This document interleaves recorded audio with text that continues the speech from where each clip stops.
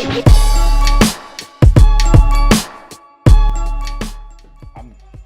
ready to rock and roll. I think we're crunching numbers today. Yes, sir. Very, very important, very emotional numbers.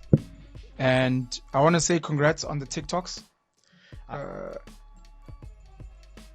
I sometimes take for granted what like 1 million views actually means.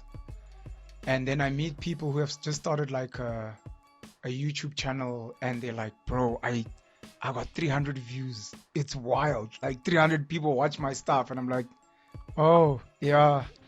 Then I imagine 300 people in a room. And I'm like, yo, that's a big deal. It's a lot of people. When you have 1 million views on a video, you imagine, or I imagine now the reach and how many people have seen it. And when it gets to that level, I now know for a fact that the president, the ministers, important people overseas have seen it, which means they've seen your face and they heard your story, even if maybe it's the first time they've seen your video. So I just want to say shout out on the TikTok videos, and not the fact that they've got high views, but for the fact that because they're so educational, they hopefully going to impact the right people. The most hijacked cars and the ways that people can steal your car. I hope it created awareness. I think that's very important. So congrats. Absolutely. To yourself and the entire team. And thank you to you, because if it wasn't for you as well, raising the topics and unpacking them together and bouncing off each other, we wouldn't create engaging topics and engaging conversations like we do. I'm not going to take that. That's not my... Guys, I just want to say hi since you're in the room. That's not mine. We've got Vince here, who's like the actuary statistician at the back, who actually raises these numbers and feeds us. So we're just like the puppets. We're like the politicians. He's like the capturer. We do a lot of research and we read a lot of stuff for your benefits and for our own, because these matters actually really affect all of us. But yeah, I don't want to take Vince's spotlight. He gave us the numbers, we read them out, and then we add a little bit of context and personal experience to them. So thank you to the entire team and to Elsie as well. So yeah, we're discussing house break-ins. We're discussing people that have left the country for supposedly greener pastures, and then the hijacked buildings. Yeah, I don't know where you want to start and what you want to talk about. Shoot, I'm ready. Let's unpack them. They're all juicy. I think necessary conversations to be had, and I think if we have them in the right context, it will give people a bigger picture of what the knock-on effect is. And like my dad always used to say to me, Bobs, you need to learn how to see around the corner. Yeah. So move 1 creates momentum for move 2, which then creates momentum for move 3. So there's always a knock-on effect for everything, whether it's good or bad or ugly. But I think we unpack them hopefully in the right context, and people say, okay, now we get the bigger picture of XYZ happening. So you pick the topic, let's go. No, please hit us with it. House break-ins. You know, we speak about the crime stats in this country, and I am very wary of constantly raising negative stories. It's one of the things some of us get criticized about when we travel. I was in Ghana recently. I've been to Russia and China this year. And one of the things that comes out for me is propaganda machines. Oof. America's got insane crime stats. Their school shootings, the violence, they make sure that they hide that behind Hollywood movies, and everyone wants to go to Hollywood and stuff. So I always worry about, we have to discuss the data because it's important and because we want our people to be safe. But I'm always wary of the negative stories, and hopefully somewhere in the negative stories, there might be like a silver lining of how we can deal with these things. But the data's here. We need to speak about it. We need to warn, especially the viewers of Unapologetic, on how to move better in their lives. House break-ins as one of the worst crimes that we have in this country. Yeah, there's, diving straight into the data, there's 1.4 million incidents of house break-ins. 1.4 million incidents. If you imagine how many homes 1.4 million homes are, if you stack them next to each other, that's unbelievable. And if we unpack the provinces, the worst affected at number 5 is Eastern Cape with 105,000 unique house break-ins that are reported. So imagine how many are not reported. But then we go to Western Cape with 116,000. Then in second place, Gauteng with 204,000. And KZN with 255,000. That's for the 2021-2022 season only. Only For let's the go back. You said 2021. number 5 was the Eastern Cape. So I'm sorry, I'll just take that back. Number 5 is Northwest with okay. 102. Then Eastern Cape with 105. Western Cape with 116. Gauteng 204. And KZN at 255,000. Reported break-ins for the 2021-2022 season. That is incredibly high. How many people are affected within each household? How are they affected? Is it a knife? Is it a gun? What's the traumatic effect after the incident? How do people go and build jails that, many say you build a jail to hold a criminal in. In South Africa, we almost build a jail to keep the criminals out and hold ourselves in. So, yeah, it's a very sad situation, but I think we need to unpack it because there's also a lot of studies that UNISA have done around this, and a particular study that was published in 2019 on understanding and preventing house robberies has a couple of bullet points. If you want, we can unpack quickly and maybe have a discussion around them. Before you read the bullet points, back in the day, the Natal Sharks had an amazing lock called Mark Andrews. He played for the Springboks as well. And he once recounted the story when we still had I think it was Super 12, before it became Super Rugby. And he said he hadn't understood how severe crime was at the time until one of the Aussie players, one of the Australian players, came to South Africa, went to visit them for a braai after a game, and was like, "You guys are rich." And he's like, "What do you mean?" He's like, "Every single house here has got high walls and alarms." And it's like, "No, we're not rich." Because it's like in Australia, only rich people have homes like this. And he's like, "No, we do it because of crime." And exactly to what you're saying, we have been forced to imprison ourselves. Like your home, which is meant to be your sanctuary and your safe space, is almost some type of a prison. You walk in, you make sure that your electric gate, if you can afford it, works. You make sure that your alarm is working. You've been paying the private security guys. Yeah. Your child has to double check if the gate is locked. You're literally a prison warden for yourself. And we've made it a norm, and we might think it's normal. But when you actually travel to other countries, we are dealing with the psychological state of paranoia, and we don't know what that does to our mental state or the state of our children. Our children every day have to walk into a jail cell. Make sure that this is locked, this is closed, this is whatever, because we are scared. That's so sad. I just wanted to say that. Sorry, please continue. It's very sad.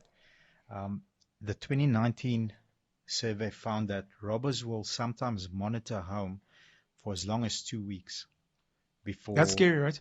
Before a decision is made to, okay, here is how we infiltrate this home. This is your routine. This is what time you go to work. This is what time you get home. This is your helper coming in and out.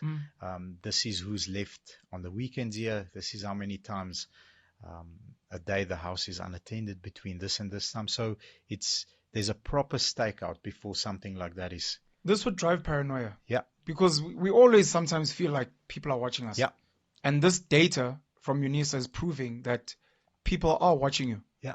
But is there a solution in your head around that? Is it a matter of changing your routines? Just at least from the 2 weeks surveillance, knowing that people are constantly tracking you and watching how you move? Or should we just accept someone is watching me? It's like we're in China. Someone is watching. So let me make sure that I show them that I am not a worthy target.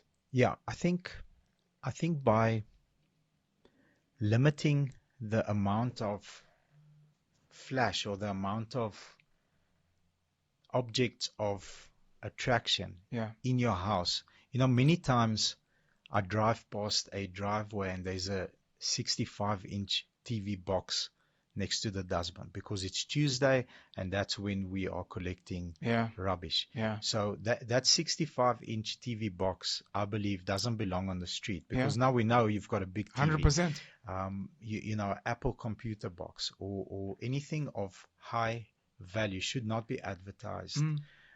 on the outside of As your as house. nice as it looks, and as much as you want to flex to the pet covs next door that hey, I bought a big screen TV, and as well as if you know many times it takes a wolf to catch a sheep, yeah, but sometimes you need a wolf to catch a wolf. And many times I role play if I'm a person that's going to burgle this house, mm, how do I get in here? Because that way I can safeguard my house from correct. a burglar. And I drive in a neighborhood and I can just see through the window. This guy's got a TV the size of you know the projection screens at Menlyn at the movies, like an IMAX cinema. I'm like, dude, if I come there, I'll probably be able to take one TV. If you've got that big TV, you've got 5, 6. So I think on that point, maybe where the TV roomies shouldn't be seen from the outside, Yeah. no very expensive, flashy stuff should be seen. Be careful of the things you throw away in your dustbins is big for me. So dismantle the Absolutely. box if you can. Yeah. There are a lot of these guys now that trash dig, and they can see maybe a Gucci gift bag and whatever. So I think if possible, for some people, it might be a bit of work. But again, we're just trying to protect people.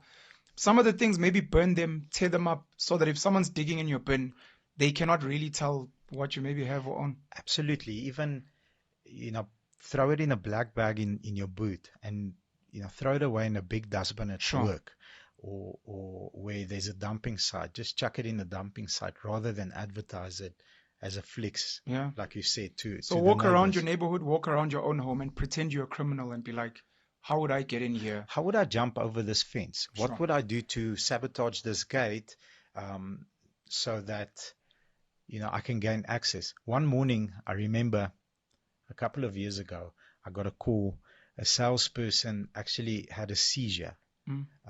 and drove into a house with one of our buckies. So Jeez. very strange story. Yeah, he used the vehicle for an event, went home with it, and quarter past 6 the morning, I get a call from a guy. Says, "Listen, your guy is here in my house." I said, "What do you mean in your house? Is he doing a demo?" He says, Mm. No, through the wall into my house. I said, "So I don't understand." He Yeah. said, "No, the guy's having a seizure, drove through the wall. Yeah, it's a big mess. Come now." I said, "No problem." As I'm trying to leave my house, the gate doesn't open. That morning, they'd stolen the gate motor. Jeez. So now I can't get to him. It's a big mess. But that made me very awake. So, okay, cool. I don't mind them stealing the gate motor. The boy had a seizure. He's okay. Yeah. He came about. Insurance paid for the wall and the bucky. Nobody got hurt. Yeah. That's fine. What I then did is I called the guys and said, okay, how do they do it? What can we do to prevent it? Nothing. What can we do to make it difficult so that when they looking at 10 gate motors in my street, they decide to rather leave mine because it's more effort Sure. and take the guy next door. Okay, here's what we can do. Let's do that. Actually, it's a sad story what you're telling me. How do I make sure that how do I make sure that they rob the neighbors and not me? Not me. Like, you don't want your neighbors robbed, but it's kind of like, look, I need to make sure that I'm fine. This guy's got a padlock here with a difficult thing to access. That guy doesn't. Okay, let's just grab his gate motor and go with it. A man and a dog. Please carry on with your list. Otherwise, we'll speak forever. I'm just trying to. I'm gonna try and make a mental footnote. A man and a dog. A man and a dog. Cool. Yeah. Most attacks occur between 7 and midnight. So 7 p.m. and midnight. As people are relaxed, sleeping, cooking, or watching TV, and the security systems and beams are not activated. Robbers can continue until 4 a.m. though. But most of these happen between 7 and midnight, which is freaking scary. Does that make sense to you? I'm just thinking about the data. I'm a criminal. I want to do a job that's quick and easy. 7 till midnight is when the people are at home. Is it because it's dark? Is it because there aren't people in the street? Versus during the day where maybe there's no one at home, maybe there's a cleaner or a gardener. I think putting myself in the wolf in the wolf camp, I think if the family's home, there's more stuff that I can get. from them as well, Yes, because they come home with their phones and laptops and phones, okay, laptops, maybe cash, maybe some other things of value, maybe a watch, sure. jewelry. If you can steal a car as well, the car will be at home at that time. There we go, Okay. cost. I think that's mainly More the more reason. more value for money More value for money, more in the bang okay. for your buck. So I learned through the data, and shout out to Vince again, that there's a difference between a house break-in and a house robbery. A house break-in is when they break in. It's almost like hijacking and car theft. Yes, A house break-in is when they break into the house, they take the stuff you're not there. A house robbery is when you guys are there and they steal from you. Okay, valuables. thank you. Then 97% of robbers are armed. 97. So That's also very scary. that's scary. So I think also, having spoken to a lot of people that were victim to house robberies, some of them say the people that enter the house are very calm, they're very professional. They said, listen, this is what we're here to do. You need to sit there, ma'am. You need to keep quiet, sit there, look at the wall, lie down, very controlled, and then they take the stuff and leave. Okay. Versus the more scarier part is when the guy holding the weapon, whatever it is, comes in, he's nervous, he's shaking, he's shouting, he's screaming, he's not controlled. I think that's a scarier part for me, because a professional knows exactly what they're there to do. They do the job and they leave. We appreciate them. It's sad, but people like you and I prefer a person who's like, look, I just want your phone. I'm not trying to hurt you. I'm just trying to make some money, versus the panicky guy where as soon as you touch your pocket, he panics and he does something because he thinks you're attacking him. So those are the two versions of a house robber that come into your house. And unfortunately, we can't choose the one that comes in there. But Sure. if the person is calm and professional, it's almost less likely to lead to something horrible. It's just a robbery. They take the stuff, they leave. The person that's nervous and shaking and can't control his voice, can't control his body language, scary, man. What's the lesson there for us as the victims? Does it mean, because I mean, it's a traumatic event. I'm also shaking. I'm also nervous. Yeah. Is it, guys, if you're becoming a victim of crime, try and calm yourself down so that you can try and calm the perpetrator down so that they don't also panic and cause you harm. Yeah. Is that the lesson? I think so. And to unpack that a little bit more, if you show compliance, I think the situation is already diffused. Because imagine going into somebody's home, you don't know exactly how many people are there, who's around the corner, who's going to come out with a weapon. So if you can articulate yourself, I know it's easier said than done, but some of the people that I've spoken to said, okay, no problem, that's fine. Are you okay with me sitting here? Is there anything else? No, that's fine. Do your thing. We don't have dogs, or whatever the case might be. Just be as compliant as possible, because that ordeal needs to finish and they need and you want it to be over and done as quickly as possible to minimize the trauma again. And without anybody getting hurt, because that's ultimately first prize for you There's as a something- victim. Sorry, Vince. I've got a question. 50% of house robberies, people get hurt. 57%, 50%. 50%. People get hurt.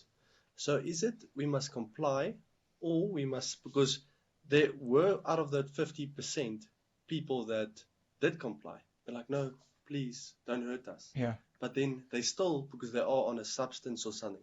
Sure. Or are you going to say, I'm not going to be the victim? So you've got two. I'm not going to be the victim.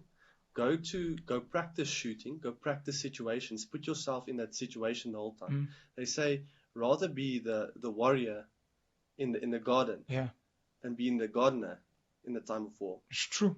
Look, ultimately you want to be Liam Neeson in Taken. You want to be like, I've got a special set of skills. But the reality is, for most people that are going to be watching this for various reasons, maybe they don't like guns are bad, they're not going to put in the work. So we have to put all the potential solutions up front. And one of them is obviously, I mean, if people are going to attack you, you want to be the guy that can take them out. And then in the absence of that, let's now go down the ladder of, okay, since I'm not Liam Neeson, since I'm not whoever, Arnold Schwarzenegger, let me at least comply. Because the assumption is, if you are fighting back, you are giving them a reason to now attack you. So even the people who complied and were beaten, the question is, if they had not complied, how much worse could it have been? Yes. And That's I think all I'm thinking. that's the question. I think you as an individual has to decide. Yeah. Am I going to get dogs that are trained am I going to train myself every weekend? Let's say you've got an off weekend, you're going to go Yeah. and train with your gun. You're going to get used to your gun. Or not even a gun, you're going to get used to combat. Sure. Or are you going to say, if this ever happens, because it can happen to you, it can happen to any of us. Anyone. If this happens to you, what am I going to do? And I think you have to play that scenario because you are living in South Africa. It is a reality. I think that those are the two options that you've got. There's not a third option. Thabo Mbeki, the ex-president, they broke into his home many years ago. So, I mean, if you like, it could happen to anyone, literally. Yeah. It's happened to a president of the country. And we assume they have the highest level of security. Imagine. I think on that note, I think you're a practitioner of violence because you've studied all sorts of martial arts and your combat skills are extremely elevated. Are you saying Vince is Liam Neeson? If ever I'm in trouble, Liam Vince Neeson must be on a good day, at his best, you know, feeling great. Times 10. That's Vince. No, that is. You know, we go to boxing practice. He hits that heavy bag so hard. It hits my back this way and that. Then the coach says, Bobby, you improving? I'm like, no, you're just smacking that bag so hard. It sounds like I am. But Vince, shout out to you, bro. We need more people like you in society, and we love you. Thank you. But on that note, you know, not a lot of people are. And I'll say this. My opinion is the calmest one in the room wins in most situations. And I think that's one way I'll back that up by saying if you are a practitioner of violence, you will understand that you know, somebody taking you to that space, it's irreversible. And if it can be avoided by being calm and reading the situation at that specific point where no one gets hurt, that's my stand on the situation. But you're right, sometimes it's not possible. I've heard of like guys with guns, big muscles can fight that hand over their phones when they're being mugged because they're like, look, I did the cost benefit analysis. I'm like, I can take this guy out properly. Right now, I look at the phone. I've had it for 2 years. I'm not almost due for an upgrade. Yeah, I'm due for an upgrade. It's like, you know, I'll let this one slide. If someone's attacking my woman and my child, all bets are off. There's no negotiating anything. I'll keep quiet, and then as soon as I get my opportunity, going in. Because again, it's a reaction to trauma, and which we the fact that we're having this conversation already is heartbreaking. Yeah. But it's like, let's do some simulation of sorts. Find your friends, cousins, and be like, look, I'd like to invite you guys over for a braai. I was watching Unapologetic with Bobby and Penn, and they were saying when we have a braai this weekend, let's take 30 minutes before kickoff of the rugby to be like, can you guys go outside the yard and just look at where you think we're vulnerable in terms of crime and those things? Do you think is it a problem that we park the car outside? Can you see my daughter's room from the street? Maybe the curtains are too light. Just from outside for 30 minutes. Let's just simulate where we're kind of weak. Let's look at the doors. Are there burglar guards and stuff? And then let's go and enjoy the rugby. I don't know. Beautiful advice. Man and a dog, you raise it, and I'm going to raise it again because I want to say a piece about it. Okay. Sorry. I'll maybe burst off in 3 so No that problem. we can catch the time up. So the average age of a convicted house robber is between 19 and 26. An average of 30% of all house robbers have committed murder. 30% of the convicted guys 30% have murdered before. have committed murder, and only 17% of house robbers are foreigners. Please say that again. This is going to Okay. be very important. So That last point. the average age is between 19 and 26. Yes. So it's youth, it's young people, It makes sense. They're the majority of the country. Yeah. They're the ones. I mean, from 19, you're no longer in the protection of school. yes. You couldn't get to tertiary. There's no money. NSFAS rejected you. Okay. To 26. To 26. Okay. And 30% of all house robbers have either committed murder or won't hesitate to commit murder. These are brave guys, basically. Well, I'd like to assume, because you didn't read it, we'd like to assume almost all of these people are men. Yes. Right? Yes. It's an assumption. It's not in the data. Yes. But we'll It's an assume it. assumption. Okay. Yes. So And- these are brave guys. They've killed before. They've almost got nothing to lose. And 17% of house robbers are foreigners. 17. Yeah, black South Africans are gonna have an issue with that one. Only 17% are foreigners. Okay. The criminals that have been caught and convicted. Um, in the re-engineering of my mind and the re-engineering of how I see society, I am one of the people that believe that there's an agenda to feminize men. There's an agenda to destroy the family, the nuclear family, etc. And at some point, with crime and safety, or let me put it the better way, at some point when I thought of going off grid and living on a farm somewhere, borehole water, solar, whatever the case may be, I started looking at the realities of with farm murders, which Yeah. is not just white people. You're like, I want to be safe, so I'm gonna need to have guns. But then after guns, what else? Strong fence, of course. Okay, strong fence gun, is it sufficient? You're like, no. You need dogs. Yeah. You need dogs. They are a form of alarm system and a form of security guard, especially if they're well trained and can bite. So you need dogs. I realize you also need cats for mice and rats and those things. And I started understanding the concept of man's best friend is a dog, because it's, without a lot of things, very low maintenance security and protector for you, and an alarm. So I understood the importance of a dog, and I started saying more people should actually have dogs in their yards as a form of security. Later on, you meet women, some have dogs, some don't. And then I was like, if criminals that have been tracking you for 2 weeks know that you live alone as a woman, you become low risk.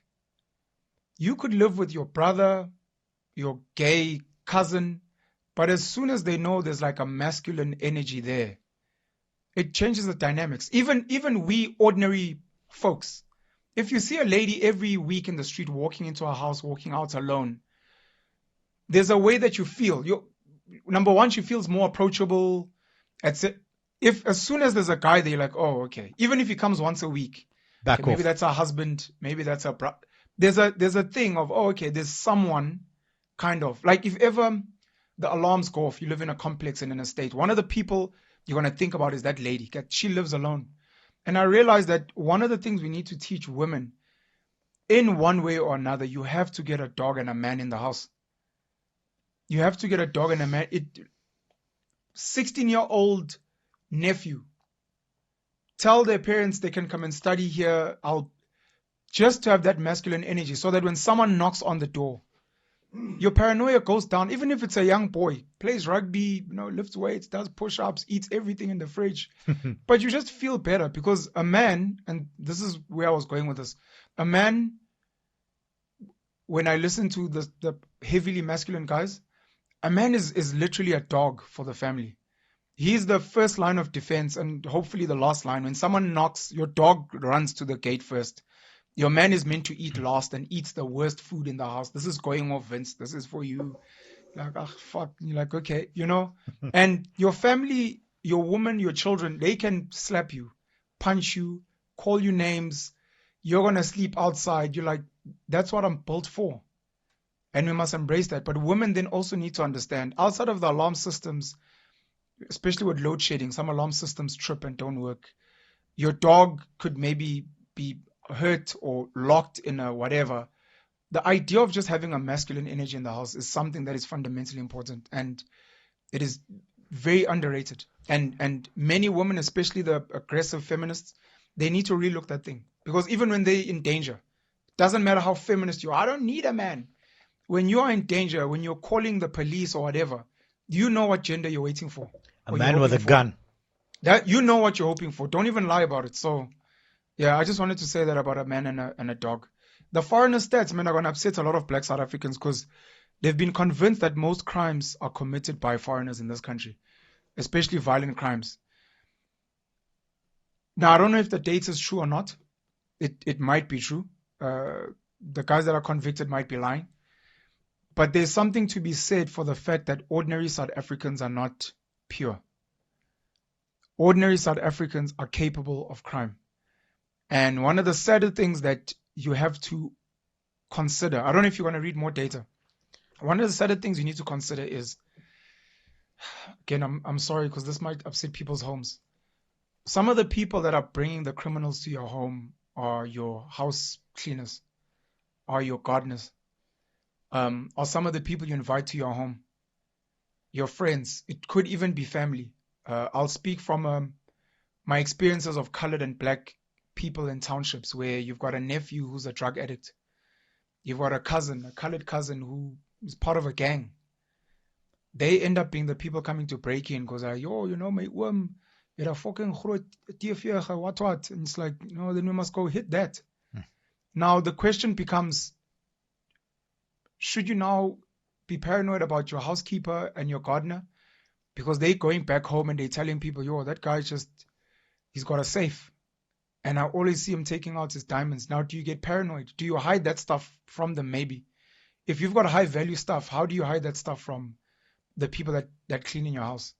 And then how much of, if ever they're involved in the crime, is accidental?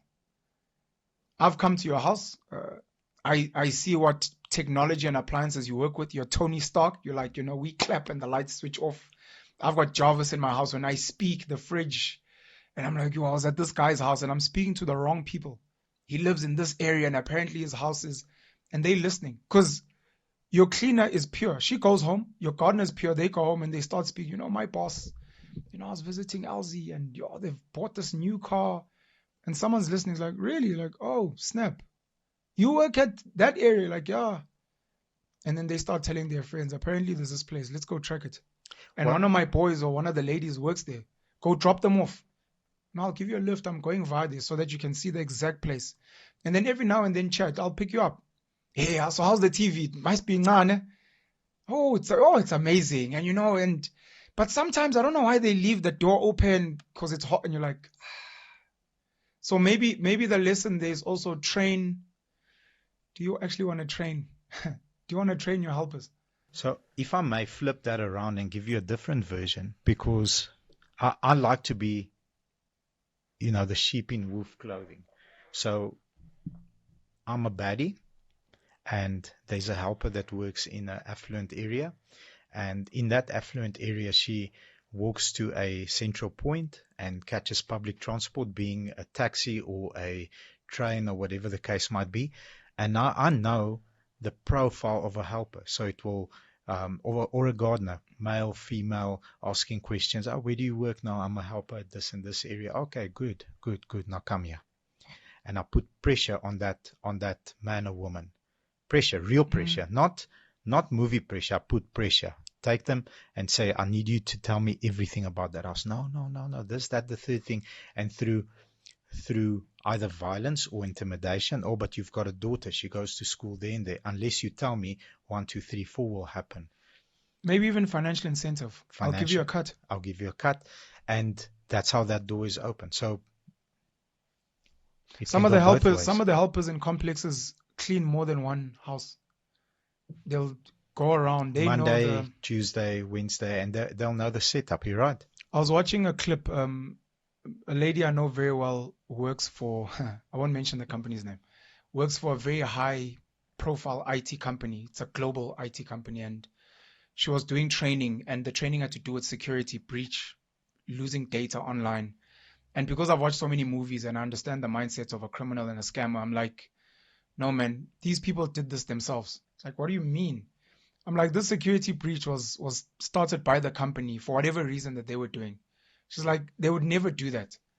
And I'm like, I had a fish and chip shop close to Gandhi Square back in 2012. I think it was 2012. The day before I opened, the guys from, I'll mention their name. I'm not accusing them of anything. The guys from Chubb came to the shop and they were like, would you guys like some alarm systems? Oof. And we were like, no, for what? We're fine. And they're like, cool, they left. That night we were broken into. The next day we called Chubb.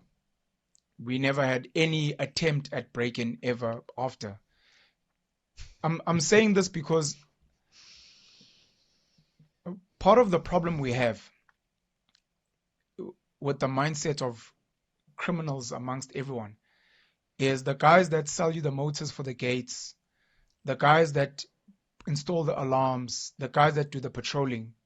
We'll speak about the housekeepers, we'll speak about the gardeners, and no one speaks about the private security guy who's patrolling. Yeah. The guy who comes in. We speak about tracker. We spoke about tracker. The tracker guys that work, that they themselves at any given time could be criminals or could work with criminals and be like, look, we normally shove the tracker here. Yeah. So check these hotspots.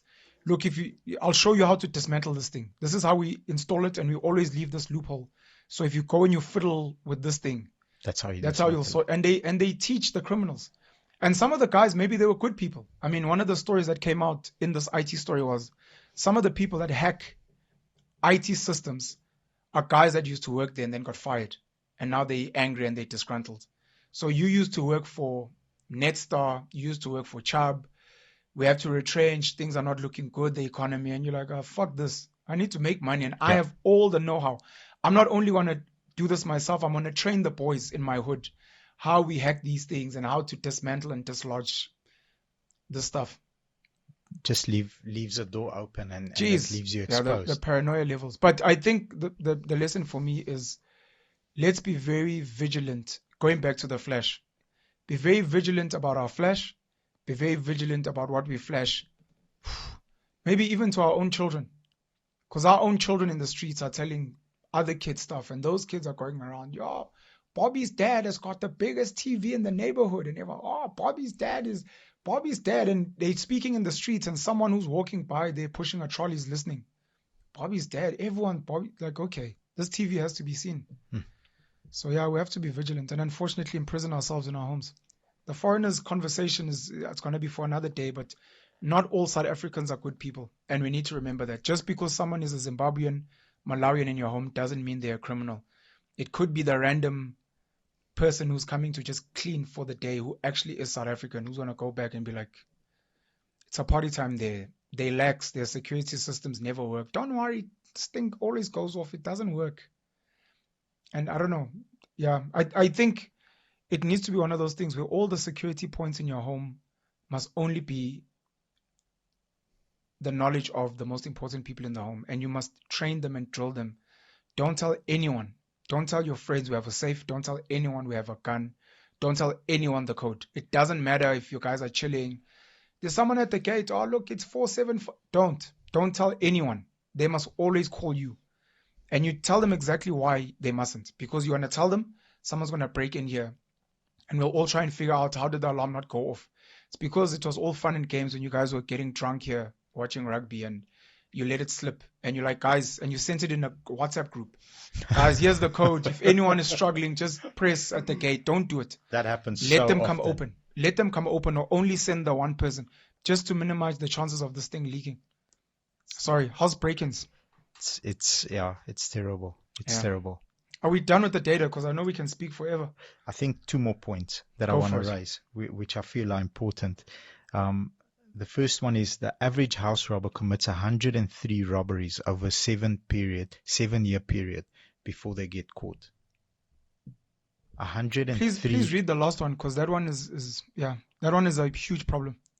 So the average robber commits 103 robberies over 7 years before getting caught. And most attackers' homes or bases or the place of we are departing from here to go and commit these crimes are between 10 and 30-minute drive.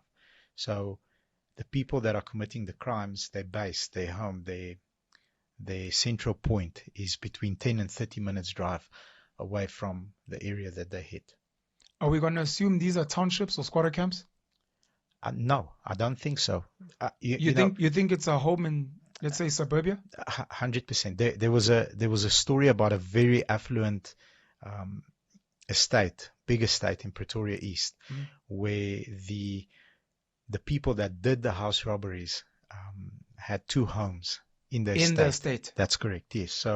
So I mean, that's, as a criminal, that's genius. Because so your neighbor is the one that's patrolling you for 2 weeks and letting his team know, look, they gone. You're the one telling your neighbor, look, I'm gone for the weekend. Please just keep an eye out. No problem. 100%. Or I'm taking a walk every afternoon, scoping everybody's house. Every morning, every afternoon. Every morning, every afternoon.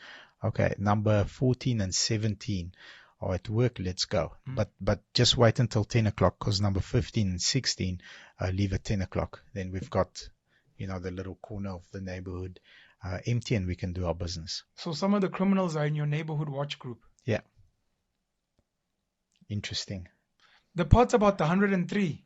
103 robberies over a 7-year period before they get caught. I Now, mean, these are scary is stats. that a failure of our police?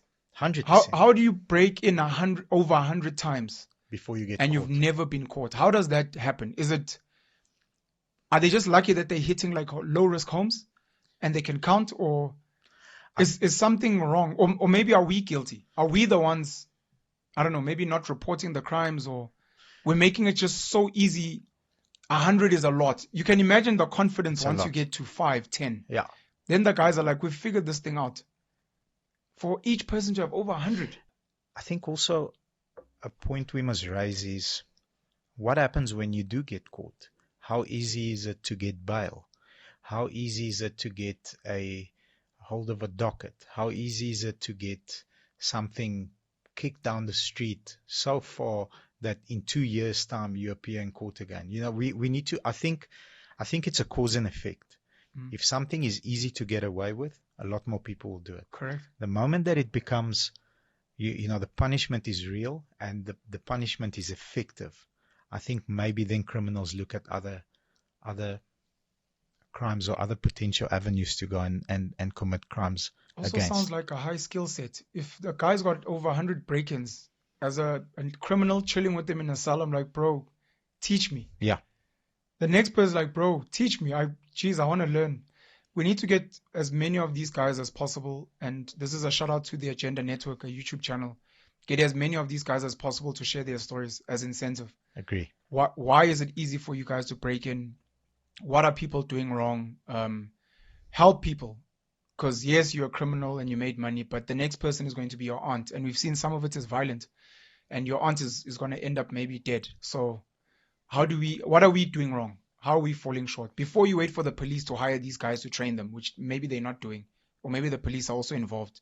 Because they also delay. They'll tell you, oh, there's no car. You know, they tell you there's no car. You have to wait 2 hours for them. You're like, they've broken into my house. I'm so sorry, there's no car. Please wait. On your note, I just want to share a quick side story on how I don't want people to miss what you just said. Yeah. It's probably one of the most important points that you've raised while we've had the show together. On your point, we struggled with cloned vehicles for the longest time. So cloned vehicle is we purchase a vehicle from an individual that seems to have matching papers with a VIN, engine, everything corresponding. And unfortunately, what crime they commit in that arena is they'll steal call it a Polo Vivo, because we already discovered it's number one currently in the country. But they'll steal a Polo Vivo and they'll buy a wreck from one of the insurance companies for 20 grand. Yeah. But still a used Code 2 Polo. Then they'll transfer all that VIN numbers, engine numbers, plate numbers, their secret safety belts, and all this other stuff on the stolen car, and that becomes the clone. And then they'll sell the vehicle. Eventually, it's a civil case, and the police take it. The dealership or whoever bought that vehicle suffers the financial loss. That's happened to us plenty, unfortunately. So at one stage, I get a hold of the guy telephonically that sold us the car. I said, look, it is what it is. We've got this financial loss. It happened. It's a private number. I want you to maybe entertain me for 5 minutes. Yeah. And maybe the desperation in my voice and the politeness of the way I asked him, he said, no problem. You have 5 minutes. Ask me anything you want to ask me. I'll share. The amount of knowledge I'm getting, I don't know what you call these things, the amount of knowledge that young man gave me in that 5 minutes. It's been close to 4 years now, knock on wood. We have never been caught with a cloned vehicle for 4 years, just because of that 5-minute conversation. This is what we do. This is how we do it. This is why we do it. This is why you never caught me. Had you done these 3 things, you would have seen it. Do you agree? Yes. What else? This is how we get natives. This is how we extract information from e-natives. And this is how I caught you. You were an easy target. You were a soft target. We caught you. Jeez. So if you can, I don't know, by giving the house robber a deal, or, you know, you're not going to serve X, you're going to serve Y, but expose expose the secrets, Sure. and share that publicly. Sure. Because the information that I gained from him, I've shared publicly with many platforms, and technology in innate systems have improved because of that young man's willingness Yeah. to give me 5 minutes of his inside information. It was invaluable to us. My favorite episode on the Agenda Network is a gentleman who used to work. He worked at SASA, I think. They released the cards for grants, child Okay. grant, old age grant, etc. So he was eventually caught. I don't know how many millions they managed to steal. Wow. And in the story that he tells it in isiZulu, I think. I'm not sure if they have it in subtitles. He explains the elaborate network that it took and the team that he had to build to get to this point where they were taking people's IDs and creating accounts. So Penn is earning a child grant somewhere. I don't even know.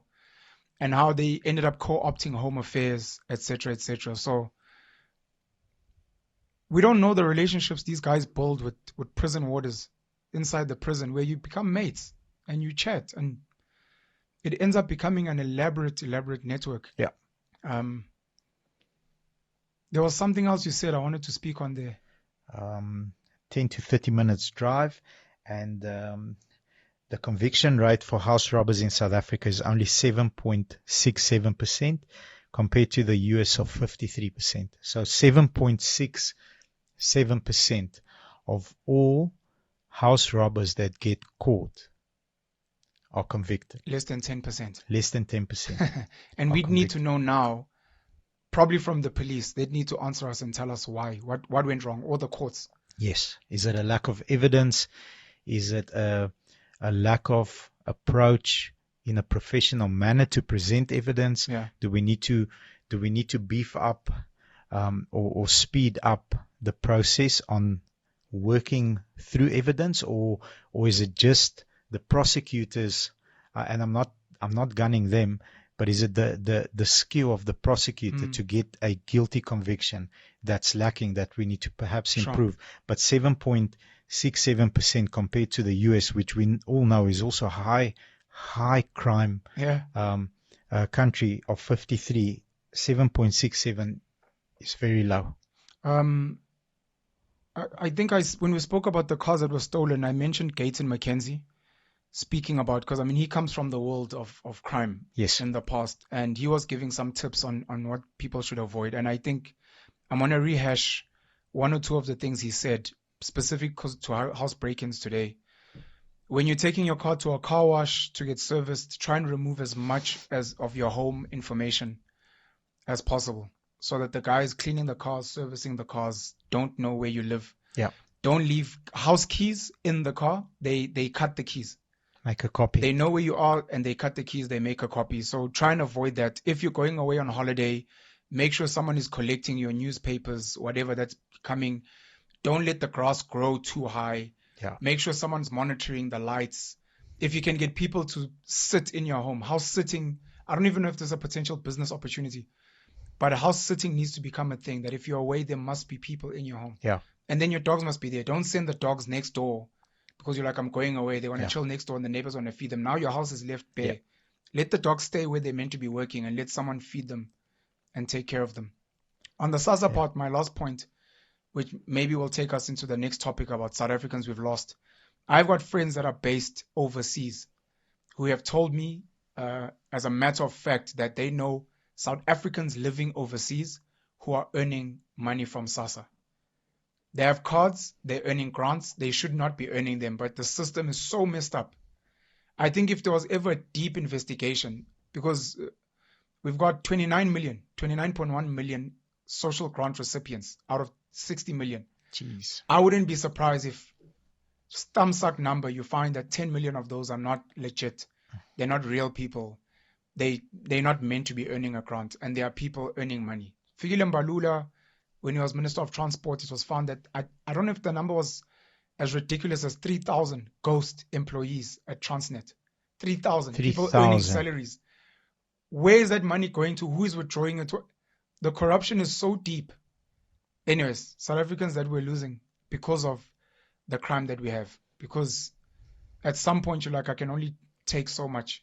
When I looked at the data we got was, this is the number of break-ins and this is the number of homes, which automatically tells me that some home has been broken into more than once. Yeah. If you've been broken into 3 times, by the way, we've been victims twice in my life. So I can say that, we've had house break-ins. Yeah. Once in my life. Once. Yeah. Yeah. It's one of those things like #MeToo. Like Yeah. I've experienced. At some point, you've been broken into 3 times, and maybe the 3rd time, guys actually came in while you were there. They pointed guns at you. You watched your little sister pee on herself out of fear. You're like, fuck patriotism, fuck the Springboks, fuck Nelson Mandela and the South African dream. I am leaving. I will not wait for the 4th time when someone in my family actually dies. Gets hurt. And we're losing talent. We're losing taxpayers. We're losing problem solvers. I mean, if Vince is Chuck Norris, we're losing, our versions of Chuck Norris that could actually keep society safe, and it breaks my heart. On immigration, I've got a different point of view, if I may. Sure. So, you asked me a couple of weeks ago, what would you make a decision on this topic if you were president for one day? Yeah.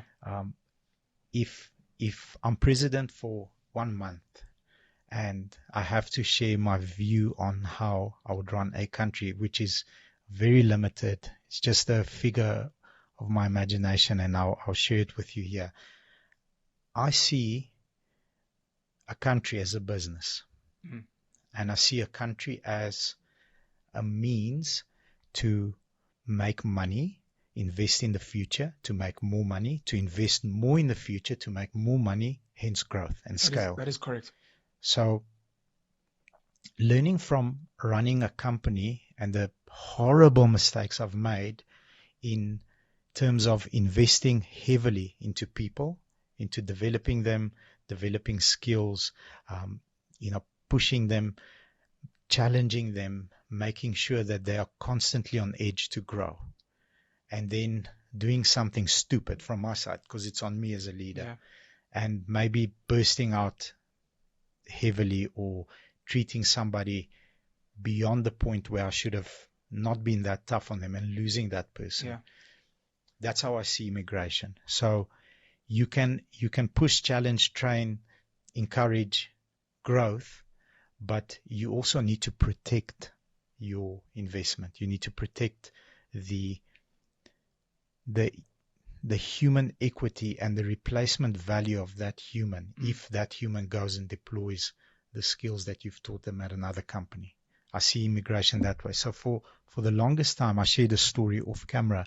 For the longest time, South Africa has been a place where people either born here or come here, they get amazing skills because we really have world-class systems, world-class training facilities, medical facilities.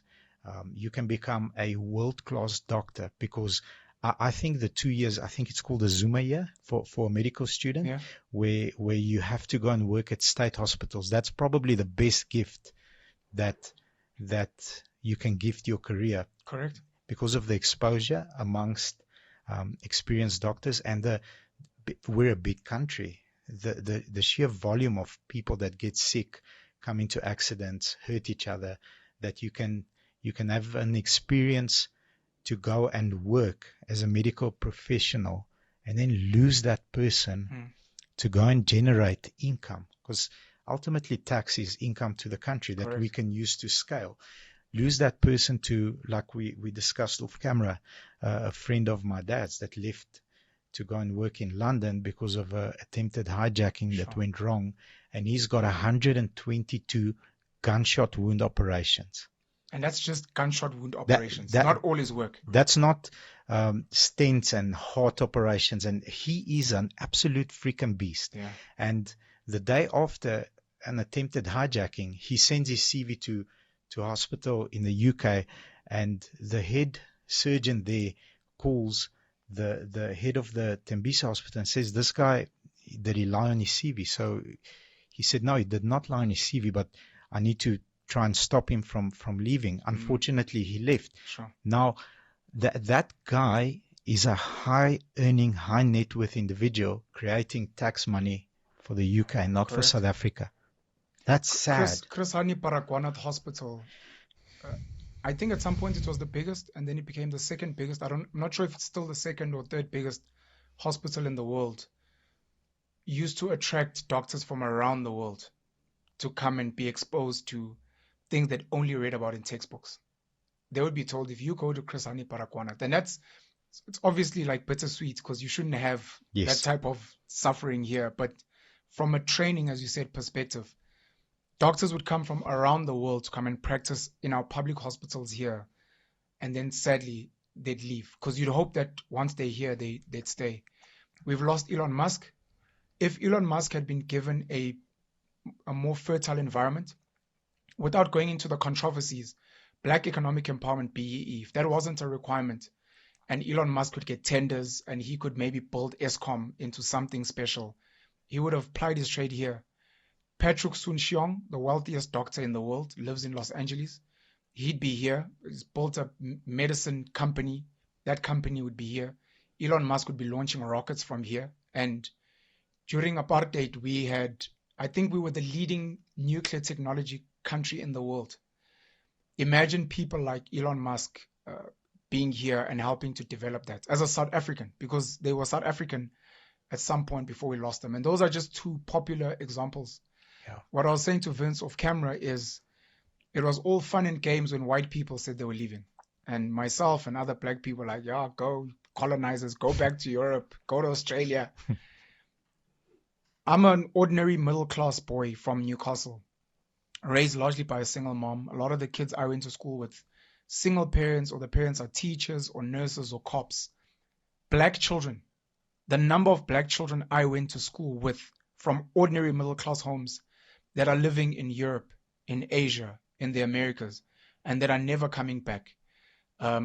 Some left because of opportunities and money. A lot of them today, when I speak to them, unfortunately, like I said about the negative media, the stories that go out there, load shedding, not bombings, gas explosions in the Joburg CBD, crime, potholes. Like, bro, I miss home so much, but I'm not coming back. And these are kids today that are surgeons, that are IT specialists.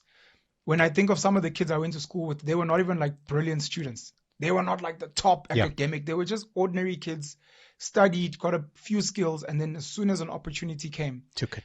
And now it's not funny anymore. I mean, maybe 3 black professionals last year alone for me that I know that have moved to Canada. We are losing, if South Africa is a company, we are losing talent at an alarming rate. And with that talent, we are losing taxpayers.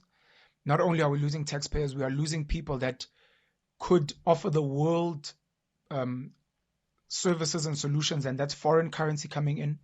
We are losing people that can come up with the solutions to fix some of the issues we have. I mean, with our nuclear processes that are being decommissioned constantly, a lot of our engineers that left, a lot of white, competent, skilled engineers, Eskom has lost a lot of white, competent, skilled engineers.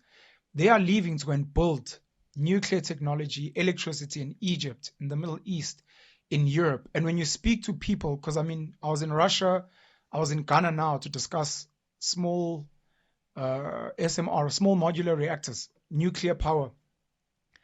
And they're like, bro, South Africans around the world are a commodity. People will pay them top dollar because the skills and the experience they come with. And apparently they say back home no one wants them. It's like, are you mad? So we take them and we move. We're losing highly talented, highly skilled, highly competent problem solvers that could build this country every single day. And outside of COVID lockdown and Eskom, and that is meant to be code red emergency number 1. Yeah. I think the problem of immigration, to start unpacking, is so multi-layered. Correct.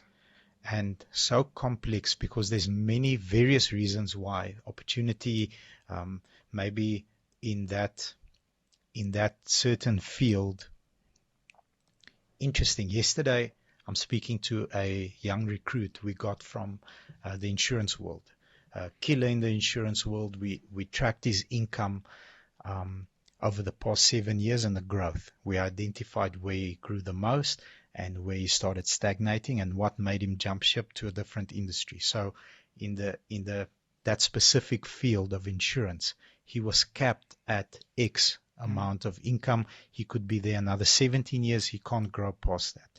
He comes to a different environment where the opportunity is bigger. I think sometimes people will jump ship and go to a different country because the market is bigger and the opportunity for income within that environment is bigger. Correct.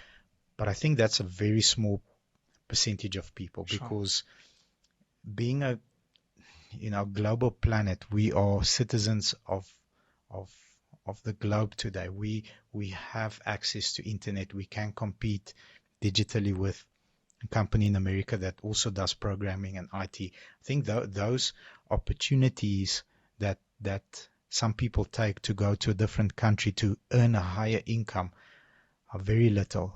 I think the reality is crime, Eskom, the fact that we don't have power 3 or 4 times a day for 4 hours a day.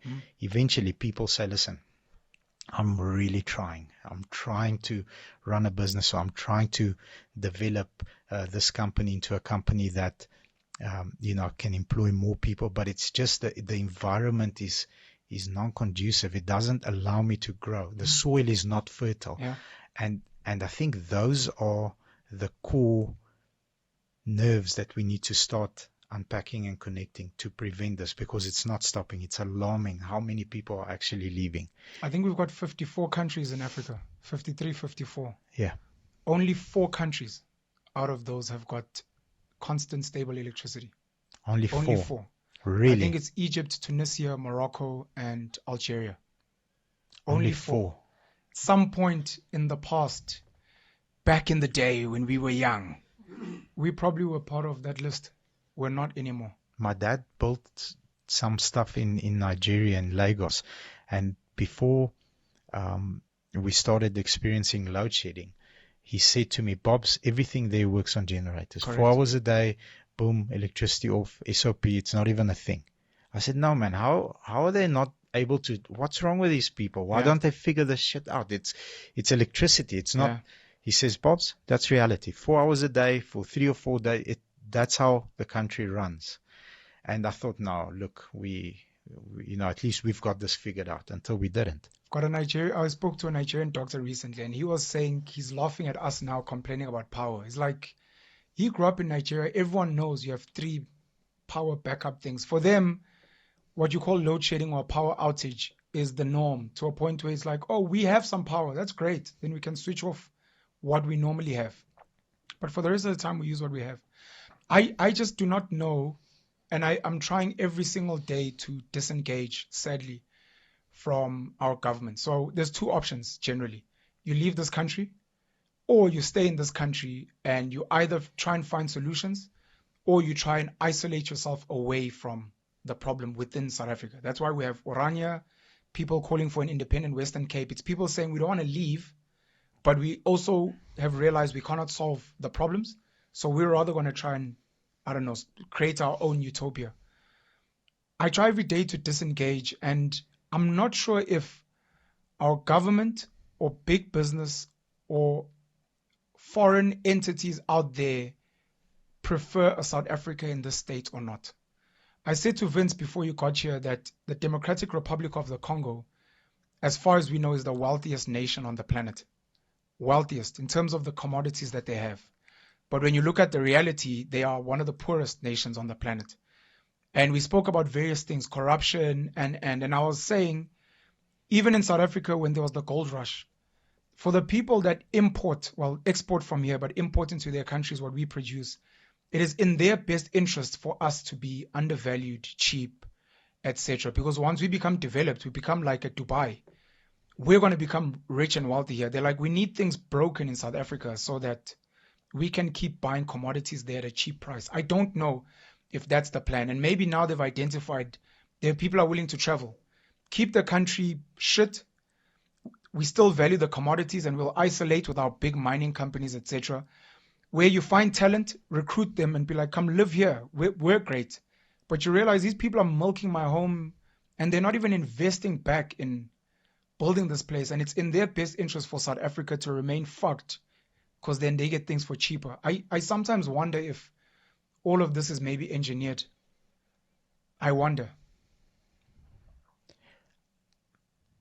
I want to go a different Sure. angle. I think it's incredible minds like yours that goes to different places and questions and is willing to, through logical discussions, maybe adopt a different point of view that you are not shy to go and change afterwards. I thought this way because I had this information, but then I got this information. Now I'm thinking this way because this logic is stronger, and I will gravitate towards the stronger logic until the truth comes out. I think number one, accountability in our country needs to improve. That means I always go macro, micro. Macro accountability is the leaders, the ministers, the people that have been elected to run, take a Eskom or another company or another department that's failing within the state. Micro, take Midmac Motors. The buying department is currently failing horribly, but I like the manager a lot because we've had history and we've had battle scars together, and he's a fan. And as president of the company, I need people to support me and to be my flag bearers. So leaders are not always willing to say, listen, you were a producer. You did do XYZ to get us here. However, what got us here is not going to get us to the next point. Yeah. It's time to chop you. As much as we love you, you are no longer functional for the greater good of society, which is our company, and we have to replace you with someone that is coming in with an empty belly, that has stuff to prove, because you've proved everything that you wanted to and you're relaxed. So if we chop you, the level of urgency from the next leader is going to take us past that ceiling that you can't break. So that's micro.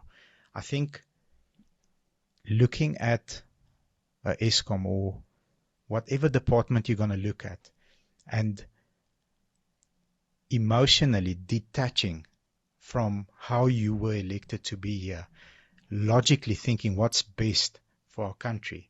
And the more people that develop that, I seek the truth, not what's comfortable. I think the more people that develop that attitude, the quicker we get out of the run that we're in. Sorry, that was like a 5-10 minute run that I had. I'm sorry if it made sense. Cyril Ramaphosa stood in front of Parliament and he quoted Hugh Masekela, and he said, "Tuma mina, send me." And a lot of South Africans got very excited, and over time many of us started questioning just that "Tuma mina" and who he was addressing. Many of us assumed he was addressing the South African population. Yes. Send me to solve the problems. Yeah. Load shedding, jobs, etc. And then in time, getting $8.5 billion to push for renewables, the insane amount of money that his company and companies linked to him make, the supply of diesel to Eskom when there's load shedding, the supply of coal via Glencore, etc., etc., the IPP licenses with his brother-in-law. You start wondering if he wasn't maybe speaking to someone else, saying, "Send me." When you speak accountability, if you ever were to corner them in a dark room, you might find that the leaders are like, "We are delivering on the mandate." You'll speak to the manager in your buying department, and the guy was like, "Bro, I'm doing my job." You're like, "What do you mean?" It's like, "No, there's someone that's funding me to destroy this company. I'm doing my job. I'm effective. I'm winning." Like, do you know how many jobs I've created in the security industry because SAPS is fucked? It's people that get to feed their families because of me. Like, security guards are like, "Thank you, Peggy Cele, Make sure the guys remain fucked." I'm a little diesel provider. I supply Petro SA. They supply Eskom. I've bought a nice car. South Africa, I've said before, does I've said recently, and I want to say it until I get tired or until someone catches it. This country does not belong to us. And we made the mistake and we were sold the propaganda, patriotism. I'm an American. We were sold this propaganda, this country's ours. Like, land doesn't belong to anyone. Land anywhere, territory anywhere is going to be controlled by the lion that is willing to do what it takes. And many of us, because of we're educated and we're smart and we believe in patriotism, I love the Springboks and Bafana, we buy into this narrative that at some point gets challenged when Anglo-American, Glencore, Total, they come and they do things in this country with the help of leadership that don't seem to be in line with what we think is best for this country. And then we get angry and then we look to our leaders that we voted for, Who are doing their job. who are earning well. They don't have load shedding. Their salaries just went up. And like there's a clash in your brain. You're like, no man, like our leaders are meant to be like, guys, we are going to take pay cuts. We will stand in solidarity with you. We want to be part of the load shedding because you sent us to solve this thing. It doesn't make sense for us to be in the light and you're like, and they laugh together. Mangosuthu Buthelezi passed on, the leader of the IFP, and Cyril was there fixing Floyd Shibambu's tie, and they were laughing with Julius. Look, they're human. Yeah. They have to be civil. It's a funeral. It's not political.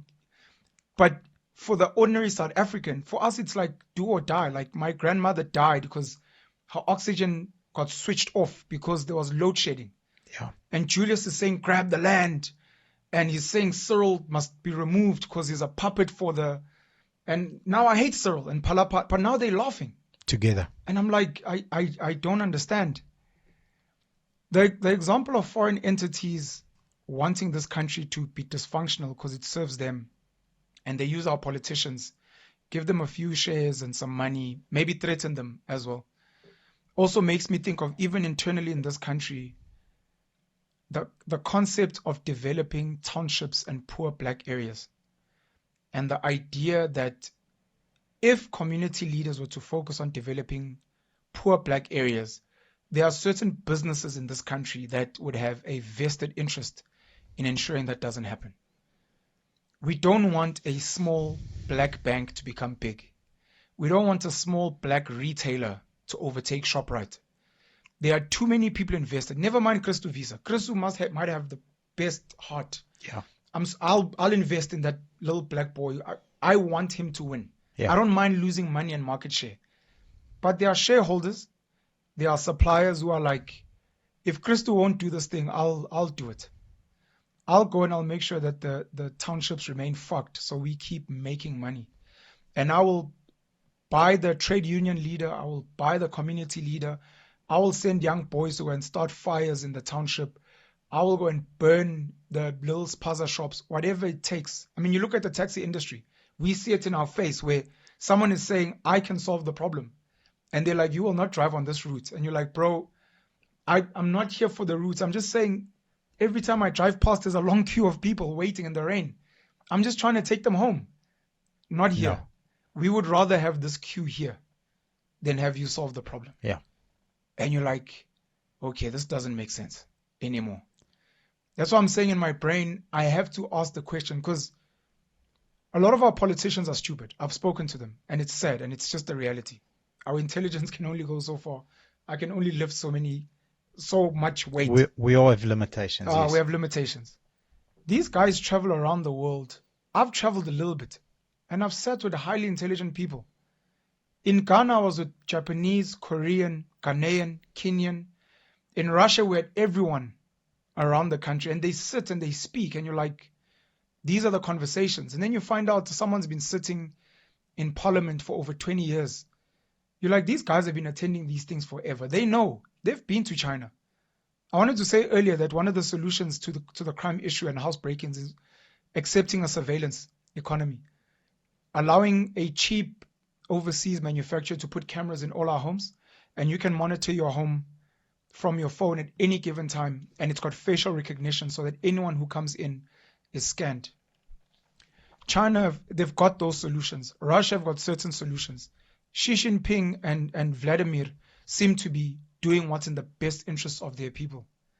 Our leaders the people are a byproduct of the work they are doing. That's why they will do the bare minimum. Your child is meant to be getting an education and empowered to run the family. And you're like, as long as they have 2 slices of brown bread and they watch a little bit of TV and they go to sleep on a dirty sponge, it's fine. Because that's what a social grant is. It is the bare minimum. And Cyril Ramaphosa went on a platform and he, with a smile on his face, was like, we are now at whatever million social grant recipients. And again, that Tumamina thing came to my head. I'm like, you can't be celebrating this. No ways.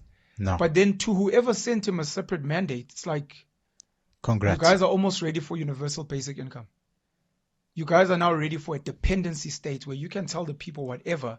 They will have no choice because they need you for a home, for food, for schooling, whatever that means, for access to jobs. And you are selling everything state-owned to us. We could solve these problems, but it's like, no, ESCOM has to be privatized. What will a private company do that cannot be done now? Oh, they'll do this. Oh, you know. Then why don't you just do it? They'll retrench and then just do it. They'll switch off the people that don't pay. Then so you already know. It's like, no, we're not going to do that. I want to go micro again with you, if you don't mind, on Go this for it. topic. So this morning I get an article where a company has devalued 40% one more time. So it's not a secret. It's SA Taxi. It's devalued. Did you say this morning? This morning, yes, sir.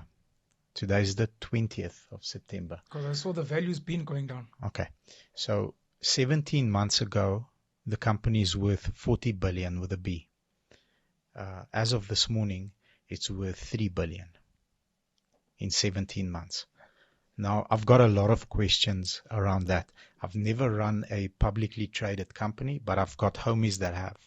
And I made 3 or 4 calls this morning just to voice my opinion on what I think happened. Sure. And then we're going to go, because I understand a little bit the business world. You understand the business world a lot better than I do. That is not true. It's but true. Please carry on. You've worked at corporate companies and you know spreadsheets. Let's You know not- spreadsheets, so Okay, you win. I know Okay. spreadsheets, so I'll take that one. 1-0. Looking at the leader there who was asked to leave or has left, I don't know what happened. We don't know. We weren't in the room. But looking at the leader there and comparing that to politics, do you think that at one or other stage, you obviously need an ego to run a company, to run a publicly traded company? You have to have a big ego. Does the ego overtake you and you forget why you're actually there, and sometimes take 2 or 3 steps back, taking a hit on your ego to do what's best long term? Because running a company, for me, you either build to sell, but then the message is clear. You can't build to sell an economy like South Africa. So is the ego perhaps standing in the way of what's right to do?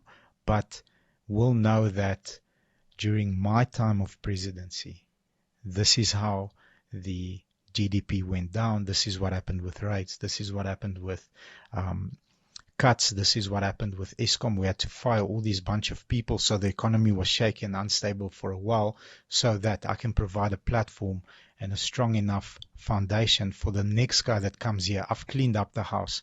Take it further. Is it an ego problem, or is it a system problem where even though you're willing to take a few steps back, the way that you got there, or the way that politics are set up currently, it's impossible for you to go and do what's right?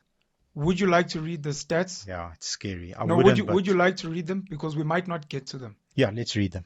Would you Let's like to read them? Yeah, I would like to read them. Oh, okay. Can we make a deal? Cool. You read the stats. We can maybe chat about them. Okay. I'm going to go for 10 minutes and give my opinion on SA Taxi. It's not a nice opinion. Okay. Because I wanted to ask you what your homies said and if your homies were actually honest with you. Okay, no problem. I've got a 10-minute theory on SA Taxi, and yeah, I want to make sure that we at least leave people with a smile on their faces. Yeah. Because next thing they're not watching an Unapologetic. It's like 7:02 every time I watch these guys. They want to tell us who stole what from where, and I'm just going to be miserable and want to leave and go to Canada. So But no, guys, South Africa's still relatively great globally. That's why people are coming back. Go speak to your mates that are back. I'll plant a seed that might grow while I'm busy with the stats. Sure. And this is what some of my homies said. I'll give you 2 words.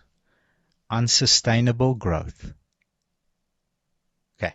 That's SA Taxi. Yes. Okay. Unsustainable growth. Okay, so let's go stats.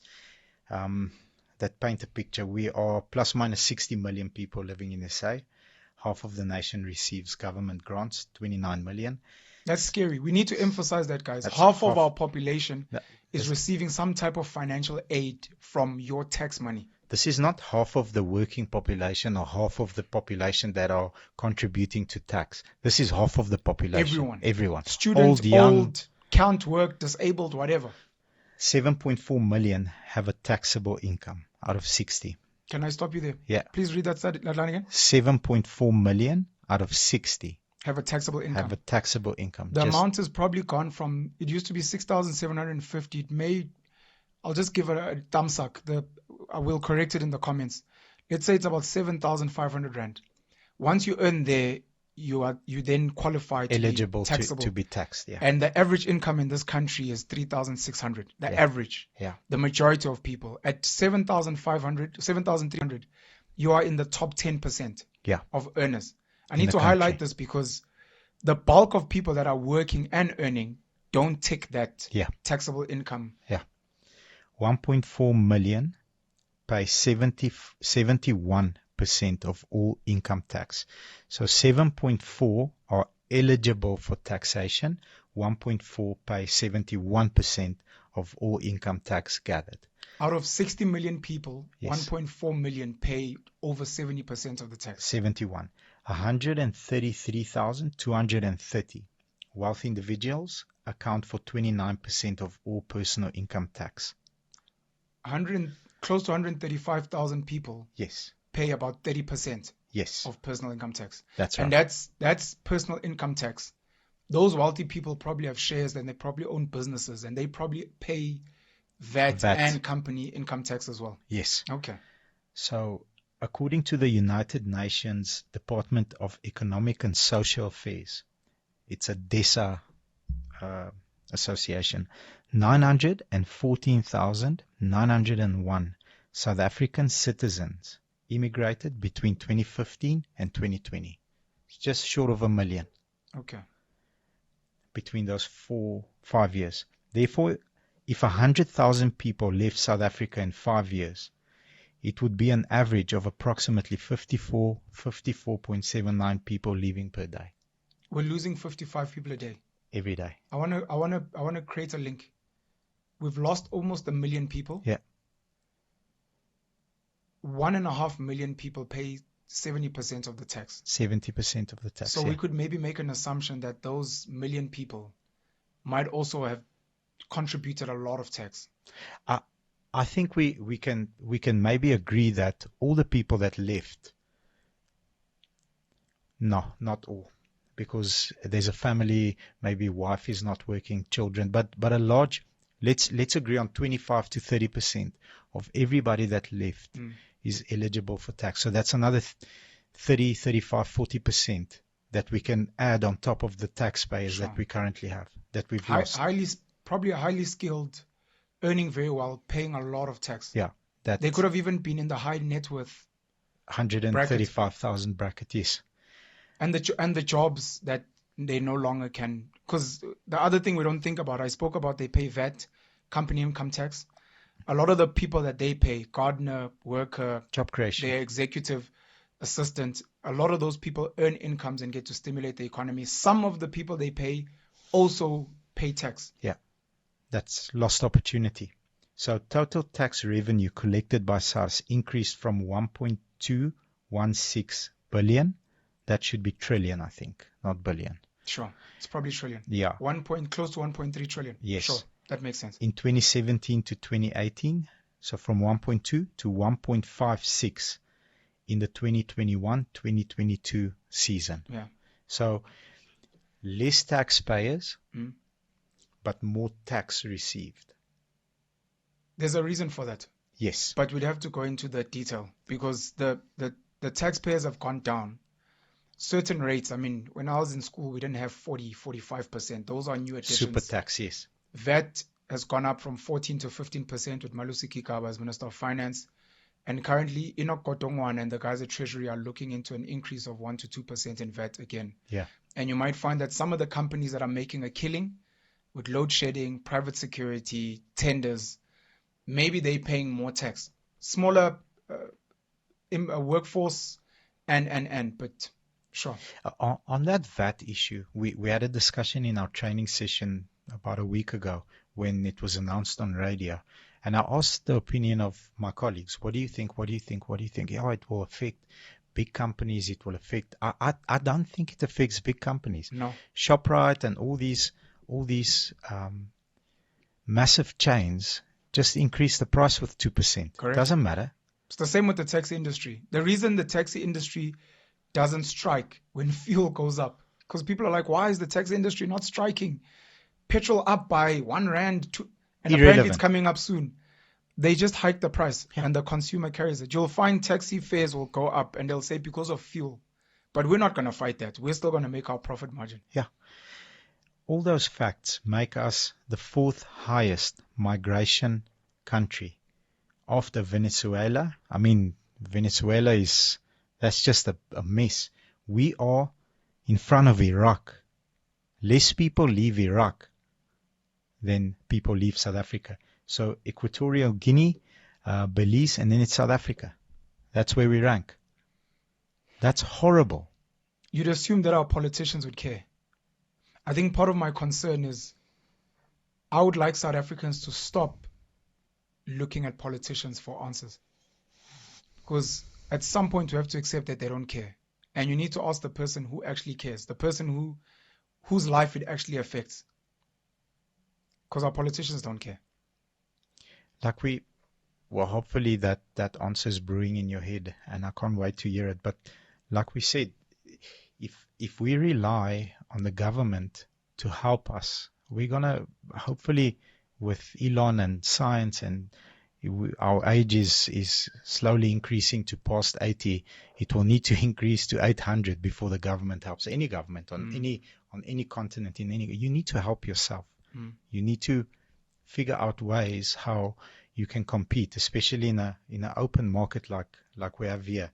Government can't help you. The politicians can't help you. You need to go and develop a skill and become a high net worth person through gathering information and using it effectively, or asking a whole bunch of people questions and then making an assumption and going for it. Governments won't help you. And that's one part. But if government stands in your way, if government actually prevents you from, I heard this on a podcast the other day. What is capitalism? It's the freedom to try, the freedom to buy and sell. So the freedom to try and go for it, the freedom to buy and sell in an open market, obviously things that are legal, that you can legally obtain and make a profit on, but also the freedom to fail. Okay. So that's capitalism, the freedom to fail. So if you fail, you gain a lesson and you can take it on with you and improve. But if you are in an environment where those freedoms are not easily exercisable, I don't know if that's even a word, then you look elsewhere. And you say, I can't go and build a business here because XYZ is preventing me. I don't have an opportunity to break through into this market in South Africa. I've got one in the UK. I've got one in Dubai or wherever else. I'm going there. I sat with a bunch of South Africans in Accra, in Ghana, and one of the things they raised, because there were black South Africans there, was my AfriForum membership, because it keeps being a conversation point. It's an interesting topic. No, definitely. And I've tried to answer it so many times and people still don't get it, and it's okay, it's fine. But somewhere in the conversation we spoke about Afrikaans people, and we spoke about black people, how black people need to catch a fucking wake up and need to start solving their problems and stop relying on government and stop voting for corrupt politicians. And we spoke about Afrikaans people and how part of the work I have to do while I'm still here is to try and win over as many Afrikaans people as possible to try help this country because they have the know-how. Some of them acquired their skills, whether through apartheid, whatever. Some of them all the way back to when the Afrikaner Broederbond was set up and they ended up investing in the National Party and took over government. They have the skills and the know-how of how to build schools, how to build neighborhoods, how to build power stations, how to mine effect. They've got a lot of skills and knowledge. At some point in this country, they felt like they were second-class citizens. There were concentration camps by the British. They've fought. They've been voortrekkers. They've farmed. They understand that thing you're talking about, that trying, failing, being stoic, building something that didn't exist. And we see it even today when I speak about Oranje, and again, black people get angry. Oranje was inspired in part by racism and in part by a non-belief in the black government that was coming in, because these were people that were linked, related to the apartheid leaders. Now it becomes sad for black people that were positive at that time that it looks like their projections and forecasts were true. But now that they have built Oranje and they're making progress, it is important that so many of us ask them for help. Because if we're going to speak about capitalism, trying, failing, open market, you have to go to the people that have the know-how and to say, even AfriForum has spoken about small modular reactors and nuclear. Can you guys help some of those of us who don't want to talk about race? We don't want to talk about politics. We don't want to talk about corruption and those things. We're saying some of us have got access to pieces of land. It could be a township, it could be a farm. No politics allowed, no race agenda allowed. Let us talk about how to put security fences around this land, how to farm this land, how to build energy on this land, how to develop property on this land, and try and train as many people as possible to get that right to a point where we take as much power away from the government as possible. And government must help us. And the only reason we are engaging them and fighting with them is because then they are getting in our way. We are trying to close potholes, they're telling us you're not allowed. We are trying to put up our own energy, they say, no, you need to get a license before you can. And then we can be like, now we're ready to fight. Now we're actually going to build up our own private military, because our military in this country serves government. Gabon, Chad, Guinea, Burkina Faso, Mali have overthrown their governments now with the military. But this was a military that felt like our government is not doing what needs to be done. In this country, our military is weak, extremely weak. We're going to get to a point where we have to actually ask, are we willing to fight for this piece of land? Or are we going to, if we're not going to fight for it, how many of us are going to help each other move and go somewhere else? And maybe we'll actually make the most amount of money from South Africa based somewhere else. Because those companies are making money here without having to deal with the rubbish. I don't know. But my point was, and this is why we sit, every passionate South African needs to realize that we're fighting some type of a war with the rest of the world because they're trying to milk us. Whoever it is, could be China, Russia, America. It doesn't matter whether you're West, East. They're trying to make money off our continent and our country. Then we have internal fights, whether you call it the taxis, the gangs, the politicians, the tenderpreneurs, big business. But some of us are trying to live in a space where have the business fights, compete. I sold more cars than you. This guy got the tender, but stop coming to my home and making me feel unsafe. Why do I have to potentially die by hitting a pothole? Why do I not have power? The basics. And the apartheid government made so much progress. Yes, for a small percentage of the people. Yes. What was meant to be a priority, it's not even rocket science. Since the apartheid government was building all this infrastructure for, let's say, 10% of the population, if you're coming into government, say, whatever you guys built, we're going to multiply it times 9. It's not rocket science. We're going to build 9 more ESCOMs. We're going to build 9 times highways. We're going to develop 9 times the amount of industries, and we want to build more Sasols and more telecoms. It is not rocket science. And if you're not doing that, it means you're trying to destroy the country. And we regressed. We went from having to build that to being like, let us squeeze and destroy the little bit that we have, and keep the people useless. And maybe I'm imploring skilled white and Indian. There's a lot of skilled Indian people in this country. I'm imploring a lot of them to be like, guys, please help us.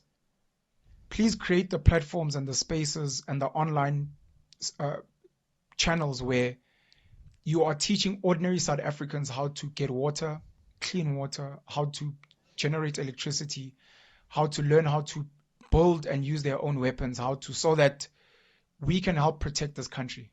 If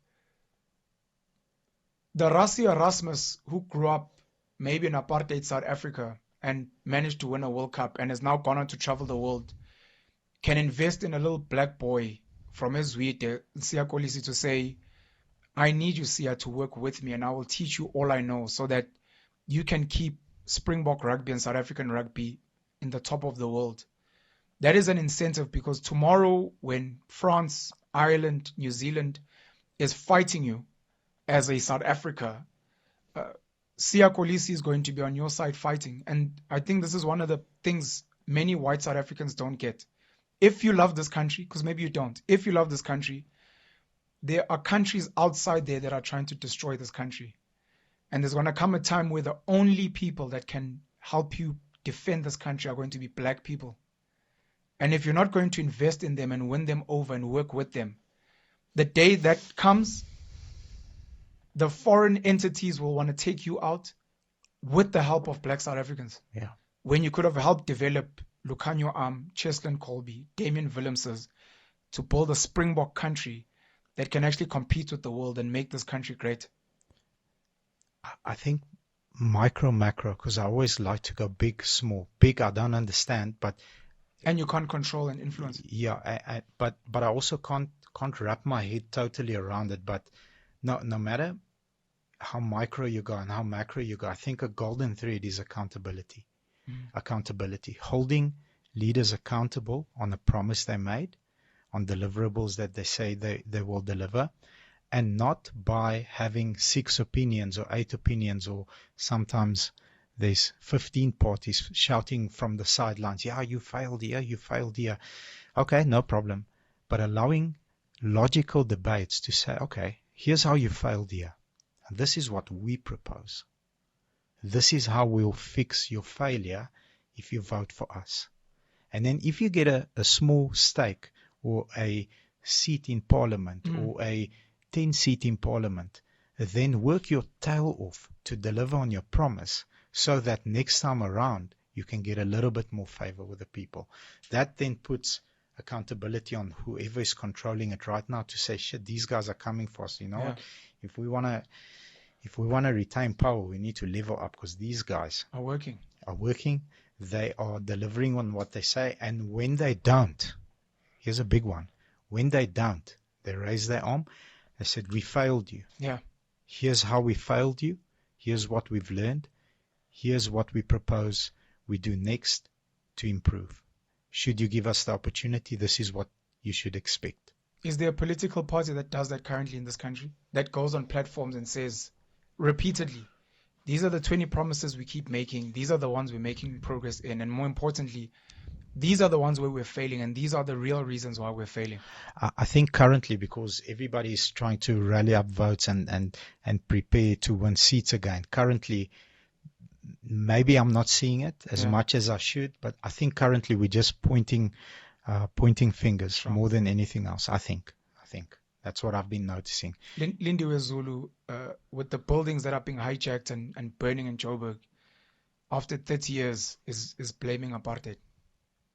After 30 years of ANC power, is still blaming apartheid. So I'm not even going to point fingers at a current political party. I'm going to go all the way back and say this is the reason. Let's just for a minute entertain that. Is there a solution to the problem also being presented? No. That I'm bothers talking me. about specifically as a minister. That She's not bothers me. saying it's because of apartheid, but we are doing this. Yeah. It is because of apartheid, full stop. Yeah. Entertain the reason. That's fine. Sure. What are we doing? Because we have control now to number one, stop this or minimize it, stop it, and improve it. That's the challenge I have. I think there's no politician in the world today that is not accountable to, number one, the country and the commitment that he or she made and the improvements that they undertake to go and develop in 4 years or how many ever years, as well as to people that we don't know that help them get there, either through funding or through leverage or through doors that are open that we don't know of as average. Money and couches, just as an example. Whatever. Yeah. I think as a skill set that you need to have to become a politician and be a politician is very clear rules how to navigate both. Because the moment I feel you show more favor to one, the other one will be upset. So, and that's easier said than done, but that's my 2 cents, because I'm not a politician. But if I'm going to take money from big business here, having a conversation behind closed doors that the rest of the country doesn't know about, it needs to be ring-fenced to say that once this happens, yes, you will receive favor of 1, 2, 3, 4, but I'm going to put the priority of the people first, because we are building not a build to sell, we are building a legacy that after I leave, even though, yes, you got the favor by investing in our country and then having certain rights, and whether it's rights to operate within an environment or a climate or rights to mine, but the people or the nation that I'm also serving, because that's number one. That's the God I serve. The people also need to reap the benefit of me sitting in this chair. And I think if politicians are more open and honest, if that's even possible to say, but if it was in a perfect world, if I got elected as CEO of Midmac Motors, I'm conditioned that I use this and this panel beater, this and this roadworthy center, and this and this bank is my preferred bank. And I'm upfront about it. I'll serve you, I'll train you, I'll grow the company, but these are the vendors for the time that I'm CEO that will get preference for these reasons because they invested in the company and helped the company grow. I think that clarity puts everybody at ease, but it's not, I think it's easier said than done. I think it's more a dream than a reality. I think every president, when he starts, that is his intention. His intention, maybe. I hope so. You believe in that? I hope so. Jeez, both of you guys are idealistic. I'm an optimist, but I think you can see what happened in the past. JFK, Martin Luther King. You get all these presidents that get assassinated. You're like, no, the CIA controls this, and I'm going to stop this. That famous speech. And Martin Luther King, no, we're going to stop this. Guess what? Assassinated. So I think if you go that path and you're like, no, I really want to help the people, and then big business like, no, Johnny, you can't do that. Sure. This is the agenda, and we spoke about this. We showed.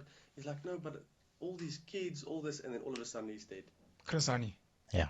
Do you think, Vince, back to you before I answer you, do you think the issue, let's assume that our politicians are serving a foreign agenda? Yes. Even though it destroys this country, yes, or especially to destroy this country for foreign interest. Do you think the issue is BRICS? Or is that just an example? I think that's one of the issues, but I think the one that pays the most is going to get the country. Okay. That can be Russia, that can be China, that can be... And I think that's the same with South America, because they're also very poor, but they've got lots of natural resources. Sure. So I think the one that pays the most... So I think, let's say... If the US comes now to Cyril and they say, no, we're not going to pay you 10 million, we're going to pay you 20 million, then I think Cyril's going to take that also. So I think it's a South thing also. And I think most of them are corrupt already because... I disagree there. I want to challenge you. I think a deal is made up front. A deal is not made later on, in my opinion. Really? I think so. I think Are you pro-West? I don't know what I'm pro. I can't say I'm pro-West because I like Russia a lot also. Okay. I like China. And they paid me 10,000 rand to say this. No, but Such when little am I money. getting paid? Who are you talking Yeah. to? Such little money. Ben, we So, need to figure yeah. this out because I'm But not getting paid. I think, yeah, Elsie, it what's depends. going on? I think I like what I read Putin's book, and I like lots of the things that Putin has done Yeah. and did, and I understand why he is acting like he is. Um, I like what China has done, but I also like some of the things that the US has and that Europe has. So I can't say I'm pro this or that. I can't say. Okay. I was going to answer you and start with the BRICS thing, but it's very layered. It's like the immigrants argument. It's very layered, and it would require an entire episode, I think. So I'm trying to avoid engaging it. What I will say is, for anyone who is interested in figuring out, let's assume we've put a conspiracy theory on the table. Our politicians are not serving us, they're serving foreign interests. Go and look at who makes the most money in the dysfunction. Look at who makes the most money if this country develops well. Look at who stands to make the most money if this country keeps getting destroyed. And don't just tell me Cyril and his family. They get a stake, yes. But look at who gets to make the most money. And that's meant to give you an answer. And don't look at it just because currently South Africa's caretakers or our parents are the United Kingdom, Western Europe, and the United States of America. They have the biggest stake in this country because their companies make the most money Big business. here. Yeah, got you. That's how it's been for a while. You can hate it, you can love it, whatever. Go watch Netflix, which is American, and then go be on Twitter and complain on Facebook. Those are all American. While you're Twitter wearing is South Nikes. African American. Let's give him that. Yeah, they said Elon Musk is the wealthiest African American on earth, or the wealthiest African, even worse. So just look at who's making the most money now, who stands to make the most money if we improve, or if we get worse. Love the argument. That should give you some kind of idea. With that being said, there are people that would like to make money in future, and they invest for the long term. So when they invest, they might invest in us developing or in us getting worse. They might not benefit now, but in future, if you destabilize the country, I mean, a destabilized country is easier to take over than a country that's functional. If America was doing an amazing job, and if Britain was doing an amazing job here, if a China or Russia come, black people would be like, go fuck yourself. It's like in South Africa, an Indian business owner, a black business owner coming to a black guy who works for Bobby and saying, hey, come work for me. And you're like, go fuck yourself. I get paid so well, the working hours, the benefits. What are you offering me? But if Bobby slaps you every day at work and sometimes you don't get paid on time and it becomes so much easier Yes. for the Indian black person to be like, look, here's a bit of money. You can come work for me. The question becomes, do they want you to come and work in a space where you're going to be working in a sweatshop and bullied and paid even less? Or are they saying, no, in your company, you're not being trained. You're not being taught how to one day maybe build your own company, etc. So I'm not going to answer you, but for people that are interested, that must be the thought process. But I'm convinced that there is an agenda, and it's not new. If you just study history, there are always people fighting over territory and resources, and they use various tools to get that right. China and Russia, in particular today, are pretending to be the saviors of Africa. But you must remember that their first priority is their home. Yes. And where they come from. I think I want to say this. We spoke about South Africa being a company. The assumption is that Cyril, the ANC, the cabinet of ministers, and maybe even other political leaders, the DA and John Steenhuisen and Julius and the EFF, the assumption is that all of these people work on the board of this company called South Africa. Yes. We don't consider the idea of them sitting on other boards where they have other priorities. Oof, Where love it. I sit on the board of Mitmac Motors. We sell cars. But at the same time, I sit on the board of an insurance company somewhere, which makes money somehow from Mitmac Motors. and I at the same time sit on a board, let's say that does security services when cars get stolen or cloned or whatever, and you may not know where the bulk of my money or where my future interests lie. Now you look at Cyril, the ANC as a whole, the DA, the EFF, and you need to ask yourself, we assume that they make the most money if South Africa develops. That's the assumption. This is their first company. But you need to look at all the other potential companies they are linked with and where the bulk of their profit pay comes from and who they would probably want to serve the best now and in the future. And that should give you an idea on at any given time where their priority will come from. Where does Julius's priority lie? Will he make the most money, him personally? This is just an example as well. Will Julius, will John Steenhuisen, will Gayton McKenzie, will Corne Mulder, will they make the most money in a developed, functional South Africa? Will they make the most money if all South Africans are given land? Will they make the most money if all the companies are state-owned? Will they make the most money if we align with Russia? Will they make the most money if they align with America? Like, figure out for those people where their highest money power will come from, and you'll get an idea of who they will serve at all times. And currently, almost every political party in this country, almost all of them, serving South Africans, the masses, is the least profitable endeavor. Yes. So what you're saying is, or what I'm understanding is, perhaps, let's say I am Chinese, and I go to you, I say, Ben, you've got this amazing song that can create anarchy between white, black, Indian, whatever race, culture you come from, and I can create, let's sing it together, and you sing it, and there's anarchy, and then I come in, and then I control the country. Because then it's not just a white guy leaving South Africa, a black guy, an Indian. It's everybody, because then there's anarchy. Yeah. I don't want to stay here anymore. Yeah. I'm going to Ireland. Yeah. It's always easier to control. This is what destabilization and losing high-skilled people is. You've got half of the population on a grant. You've got the most talented people leaving.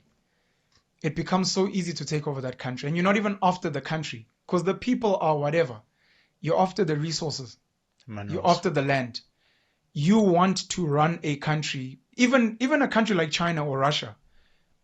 Xi Jinping and Putin, as much as they'll empower their citizens must still be controllable.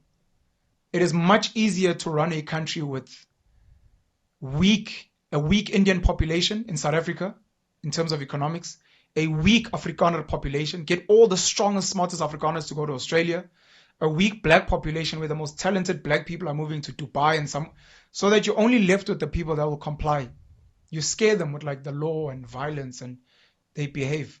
Because it's not really them that you're after. And that's the mistake we make. We think America's after us.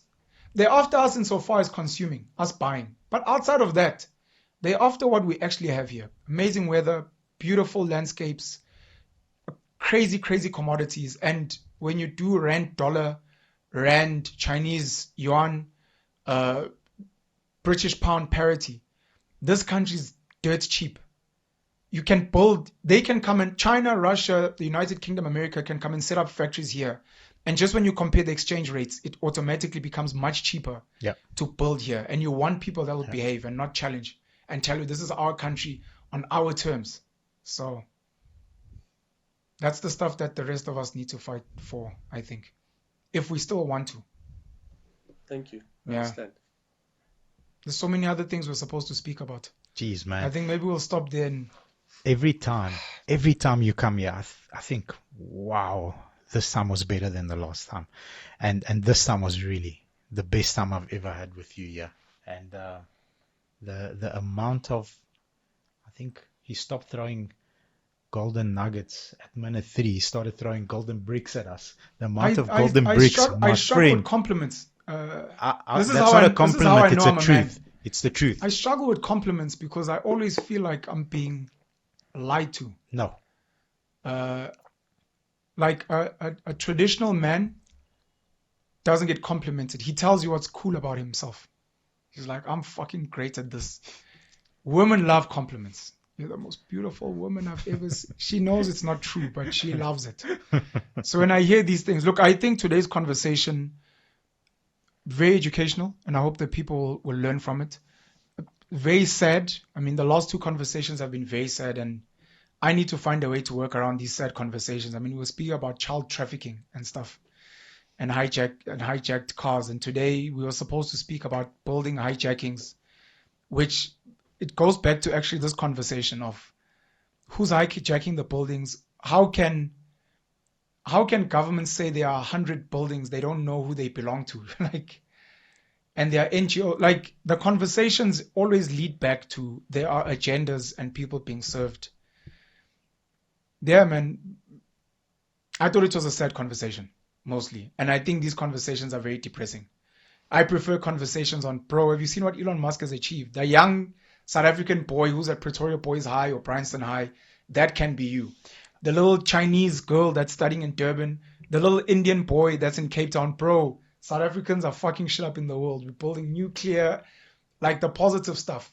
This, Miskien kan ons beter maak. Like Nah. this time it was like a bit. I want to challenge his statement because it's an amazing point you bring. because It's an- I'll tell you, the people that are leaving are great. And yes, they're leaving the country and it's sad. But there's something beautiful about South Africans migrating, and there's even something beautiful in tragedy. Like the fact that the country is falling to shit, like, is an opportunity for some of us to make money. Like, we get to make an episode based on how fucked up the country is. You're like, hey, you want to get paid by YouTube because the country's fucked up. So for entrepreneurs, real entrepreneurs, this is opportunity. Does Russia want to come invest? Let's work with them. Does China want to invest? I'm going to become... So I missed the British colonial ship train because I wasn't there with Cecil John Rhodes and Barney Bonato, and I fucking wasn't British and white. Fuck. Then I missed the apartheid train because I wasn't Afrikaans, and fuck. When the National Party was dishing out tenders, and then the BE train, and fuck, I was too young, and Cyril and the boys chowed alone. Now there's like a potentially new train with like BRICS. And if it's not BRICS, America and the UK have dropped the ball. And it's like, maybe I can go help them. Like, guys, you guys are fucking around. Like, Tumamina, send me to come and make sure these BRICS guys, like, that becomes opportunity. And maybe the conversation for some of us, outside of protecting your home, your car, educating and empowering yourself, is how do we exploit the opportunities that are here, so that we can make money, so that maybe it's right for us to take over government. I mean, the British government was clearly weak for the National Party to take over. Are we taking over the ANC, the DA, the EFF? Is there going to be a new political party and we call them a revolutionary party? And we're not like the British who are white English. We're not like the Afrikaners. We're not like the ANC that was black. We're the future. We're multicultural and maybe that's what Action SA and those guys are pushing for. And we're going to build an Umkhonto weSizwe, our military wing. And we've got these really cool ideas. I don't know, but somewhere along the line, I hope people will leave here with like, okay, we learned, we're cautious, but fuck, that was so exciting. I'm excited. So I might become a billionaire in the next 10 years if I stay in South Africa. Versus if I leave, I just become a nobody in New Zealand. Penn says if I stay here and if I align myself here, I can become rich and become like the next Oppenheimer, Rupert, Mutsipe family. Okay, that's exciting enough for me to get involved and stay and fight, but you have to fight. The British came here and fought. Then the Afrikaners fought them. Then the ANC and the PAC and all, then they fought. It's like, guys, it's our turn to fight, and whoever wins gets to be wealthy for generations. And the fight is not a physical, we're going to go and assault and hurt people and kill people. The fight is mental. How do I accept that this is happening for me, not to me? Correct. And because it's happening for me, what is the best case scenario out of this? What are my 3 or 5 or 9 or 12 options or 2 options? There's always more than one option. So that's what I'm hoping for in some of these conversations. There's a lot that we all teach each other. I think there's a lot of great ideas that we have. We need to remain positive, because if we lose it, I don't know what hope other people have. But we're going to have to isolate ourselves. Almost all of the cool groups we're speaking about are minority groups. You can go and study Japan, the wealthy Japanese families, the Korean families, even in the United Kingdom, even here. There's families that are still living very well. I mean, if tax is going up, there are clearly people getting richer somewhere. Yeah. And how do we do that? And how do we stop waiting for external masters from the rest of the world and be like, we'll colonize you from inside. We'll colonize you. We'll be your bosses and your colonizers, but you guys will fucking become great. And you'll get to boast. It's one of the jokes I cracked, that South African black people look down on other black people on the continent because we have better whites and had better colonizers than them. If the DRC had colonizers as dope as us, the DRC would have been the wealthiest country on the continent. Everyone would be like, we're all migrating to the DRC. There's xenophobic attacks. DRC black people think they're better because they have not. But we had like the best colonizers here, and that's why we're arrogant. And it's like, okay, how do we make South Africa great again? But like not make it racial, but become dope again and include the right people and follow from the United Arab Emirates and tell the Sheikh in Dubai, you guys think you want to be the best country in the world as the UAE? Like, Check us, hold bro. our fucking castle lager, boy. Watch what South Africa's about to bring now. The Chinese and those guys don't know what the fuck's coming. I like the slogan, how do we make South Africa great again? I'd love some comments with some ideas. I've got a few. Thank you. Hope you guys enjoyed it. I really did. Thank you. Thanks, Bobby. Thanks, Vince. Thanks, Ozzy. We're out.